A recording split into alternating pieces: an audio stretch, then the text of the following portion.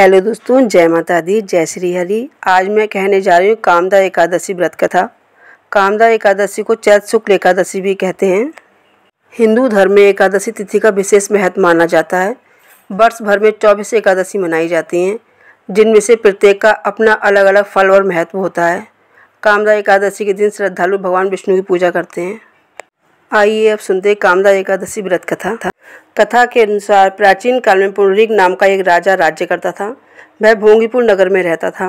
राजा प्रजा का ध्यान नहीं रखता था और हर वक्त भोग विलास में डूबा रहता था। उसके ही राज्य में एक पति पत्नी रहते थे, जिनका नाम ललित और ललिता था।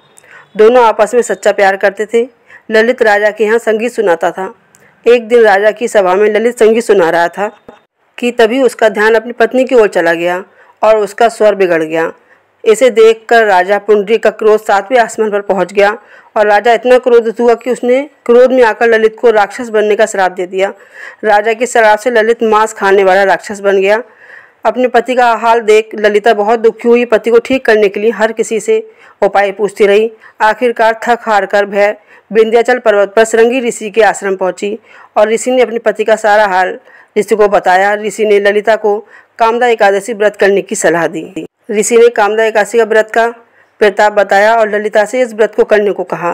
ललिता ने ऋषि के बताए अनुसार शुक्ल पक्ष की कामदा एकादशी का व्रत रखा और भगवान विष्णु का ध्यान करते हुए विधि विधान से पूजा अर्चना करने लगी।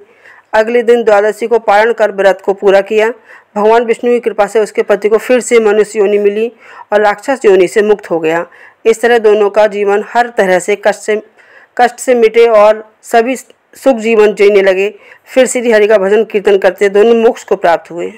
जय श्री हरि, जय माता दी। आपको मेरी कथाएं कैसी लगती हैं? अगर आपको मेरी कथाएं अच्छी लगती हैं तो आप मेरे चैनल सब्सक्राइब करें, लाइक करें, कमेंट करें। जय श्री हरि, जय माता दी।